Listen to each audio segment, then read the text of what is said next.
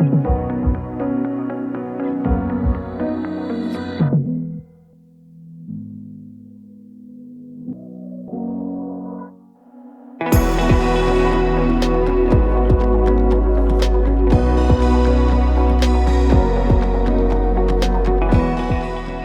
I'm sad because I'm gonna be returning this monster of a monitor.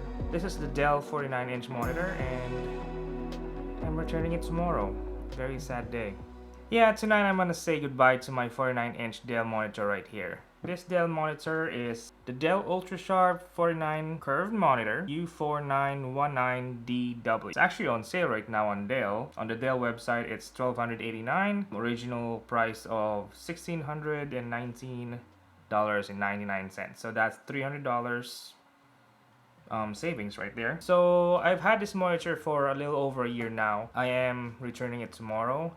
I'm not returning it to the store. I'm returning it to my place of employment because probably as you're watching this, I've already started with my new job. So I have to return this bad boy. I don't know what the other company is giving me as a monitor, but hopefully it's as nice. I'm not sure. But if ever they don't give me a nice monitor, if you have any suggestions on what I should buy for myself, put it down in the comments below. I usually do like, aside from work, I also do photography. If you can see, this is Lightroom on the screen right there. I've been researching myself and I am actually leaning over going to maybe a 32-inch 4K monitor. Should I dare say that I'm going back to a 27? Maybe. It's not that I don't like this monitor or this size. I love it. I really do. It really hurts to say goodbye to this guy. So yeah, in my 2 years, I definitely did enjoy using this monitor. Like I said, I do do a little bit of photography, actually kind of a lot of photography too on this monitor, aside from my full-time job. As far as I can tell, the color accuracy is pretty accurate. I believe so. My brightness is set on 50% and contrast is 50%. Out of the box, it came with the color accuracy sheet or report that they did on these monitors. I didn't quite go over it that much, but with what I remember, I think their out-of-the-box calibration on these monitors are pretty good. Let's see if I can find... So I use Miller's Lab for my print lab of choice. You can submit your own photos and they'll print it for free as samples for you, and they will actually give you 2 copies. One is with their color correction and one is as you send them the file. There really is not much different. Like, you really have to like look really hard for you to see a difference here. And it says here, like, you'll have, I don't know if you can see that. You'll say there, no color correction, and this is with the check here. This is the one with the color correction that they did, and this is as is from your file that you send them. This is my brother-in-law's wedding. I didn't take well, I took photos obviously, but I wasn't the photographer. Sweet, huh? But yeah, so I don't really see any difference. I don't know if you guys can see it through the camera, but there's really not a lot of difference there. They're very the same, very similar. Miller's Professional Imaging. Really love their prints, really high quality. Really high quality prints, like archival prints. Like, this is not just like if you're going to like Walmart or CVS or something like that, they'll print it out of the machine. But yeah, high quality prints, very fast turnaround too.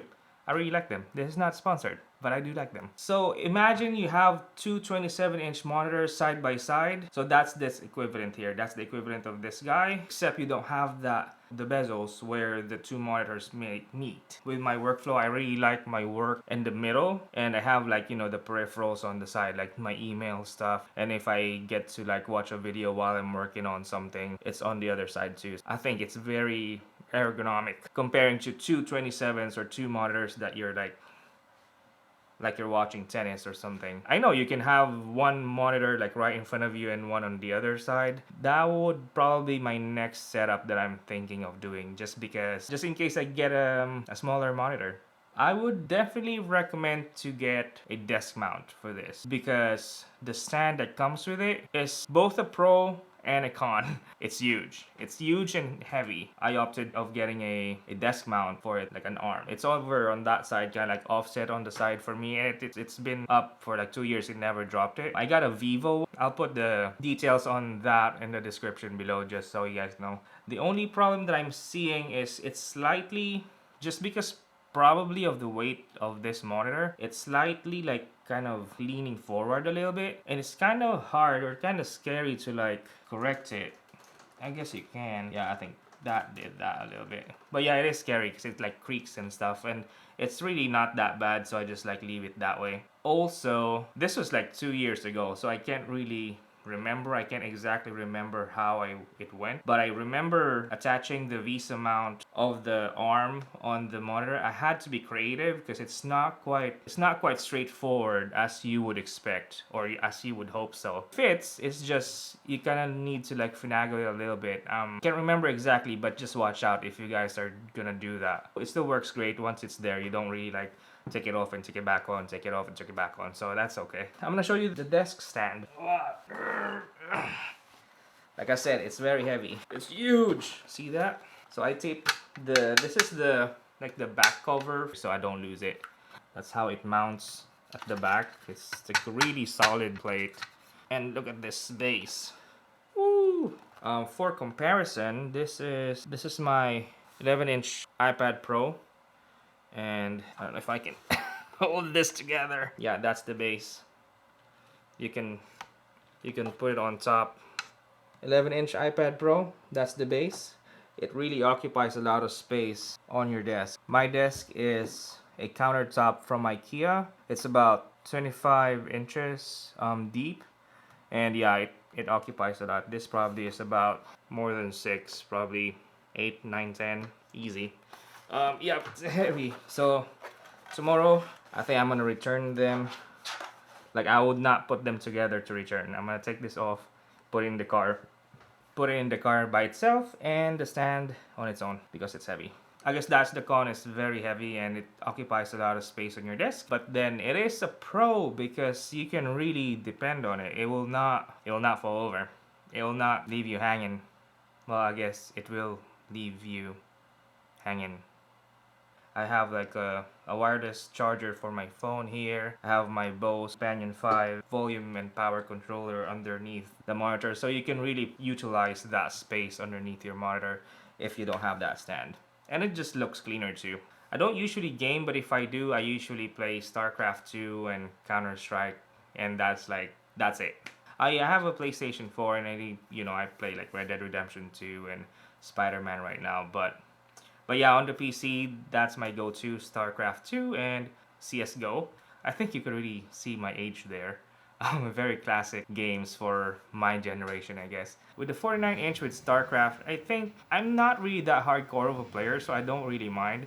I think you do tend to kind of move your head a lot and kind of like a lot of mouse scrolling. If you have your hotkeys down, I guess it doesn't really matter, or it doesn't matter much that your monitor is this big, because it's not gonna be tiny. So that's another good thing about it. I really like seeing the unit, so it's kind of like larger. I think in the beginning it didn't used to cover the whole thing. You kind of have to be in a mode like windowed mode or something like that. I can't remember. Like, it doesn't support it, which kind of sucked because I really want to utilize my 49-inch. Now it's good.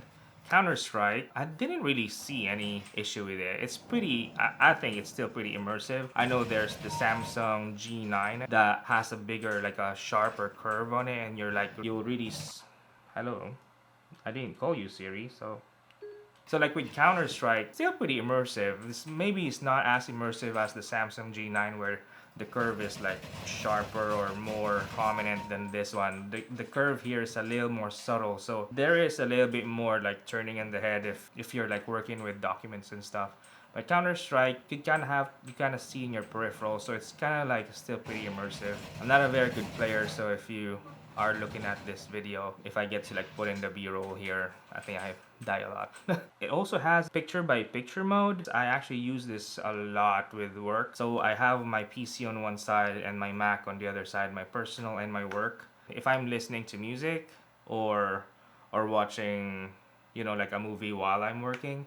I tend to use my personal computer with that because my speakers, my Companion 5 speakers are connected to my Mac. So for me to have that good sound, I would have to use my Mac too for those kind of things. But sometimes if I need to like focus and not have video or a movie playing or music playing, I really do still use the whole 49, the whole screen for my work with my work PC. What I noticed though, it's probably more about with the output of the computers. What I noticed is when I'm using my Mac, it seems to be a little darker than the PC, the Windows machine. I don't know why. Maybe the inputs are because the inputs are different. The input for my PC is actually a USB-C. I have an X1 Carbon for work, and all I need is one cable, and that supplies power to my laptop and the video, which is great. So that's the only thing that I notice when I'm using my laptop. It's brighter. It doesn't really mean anything. I don't think, especially like I said, I've kind of proven that my Mac, I think, has like an accurate color reproduction for my prints, for my photography. So I'm not using my PC for that, so that's okay. Like, I don't mind. Let's see if I can show you. I don't know if you can see the difference. Let's see. See how bright that is already? Whoa. See, I'm blinded. Sure, there's a lot of white in the windows, but see, that's, oh, I don't know if you can see it now. I don't know if it's that clear. Say Excel spreadsheet, maximize that. Look at that. That's a whole Excel spreadsheet. Yeah, it's bright. So yeah, that's the whole thing, and it's easy to like switch back and forth. What's also great with the picture by picture one, especially if you have a PC and you have a Mac, or both PCs or whatever, just two machines that are both in your network, it's great that if you have the Logitech mouse and keyboard, probably other models would also support it, but I have the MX Master 2S and the Logitech Craft keyboard. When you're on picture by picture, these actually seamlessly, if you're in the same network, those two computers are on the same network, they seamlessly go back and forth between two screens of the two machines. You just have to like put the mouse kind of like to the, let's say you're on the right left side of the screen. You just put the mouse, like your cursor, all the way to the right, and kind of like push it a little bit, and then it'll move to the other side of the screen, which is your other computer. And copy paste works between those two. Like you copy, you know, like if you, let's say, highlight a word or a whole paragraph on one side of the screen, if you copy it there and then you move your cursor onto the next screen, to the other screen of the other computer, you can paste it. It's pretty neat. A previous video I actually mentioned something about the mouse moves over to the next screen, but the keyboard stays on your previous computer. It doesn't carry over. I was wrong. There's a settings in the Logitech software that like it would actually carry over to the next computer as well, together with the mouse. It has a display port, it has a HDMI, USB-C. All those buttons there are pretty tactile. The cons will be, I wanted to say, it's more of a Mac thing.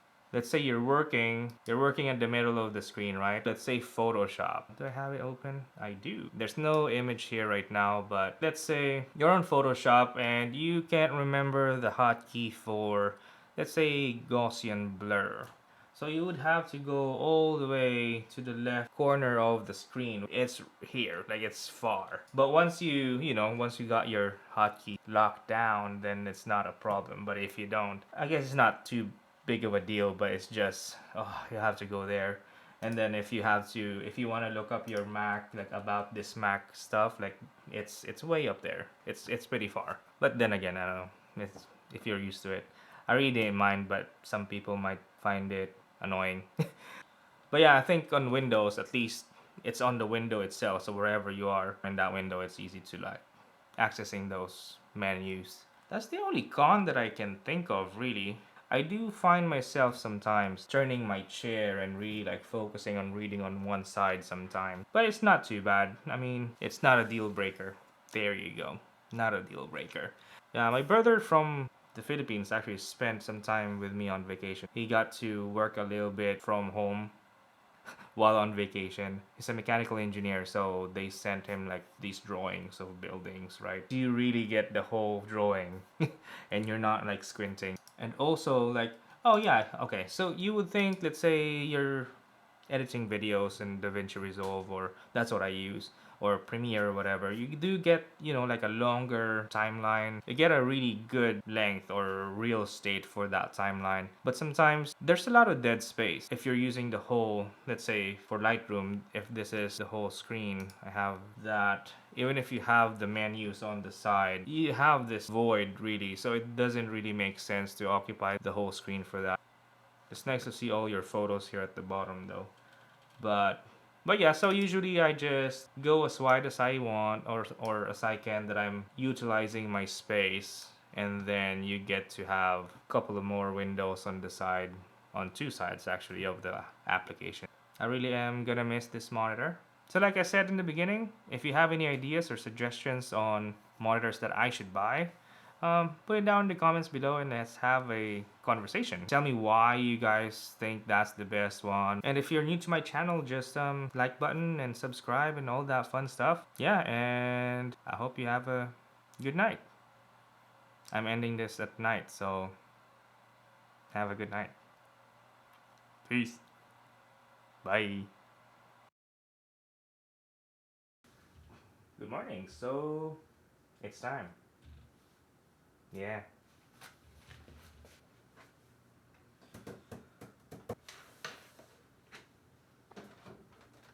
Take this out. Let me show you something real quick actually. Might as well. So this is the back of the monitor now with a mount. So you just have to undo those screws there and take it off. Like I said in the beginning, it's not as straightforward as you think.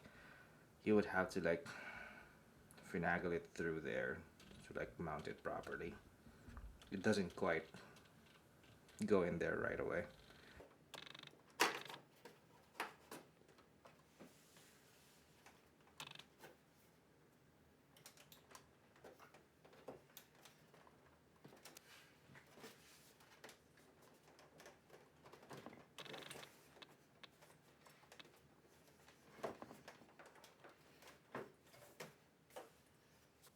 Okay, so I think I remember how it was.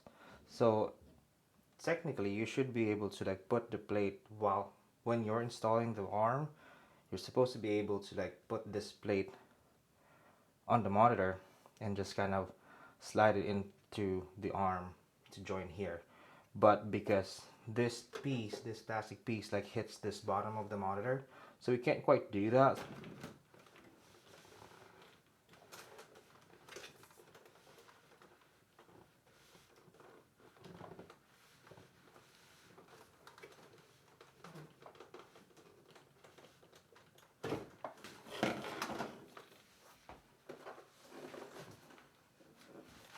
It's off. So I guess you kind of have to like, yeah, just watch the bottom of that plastic piece from the arm.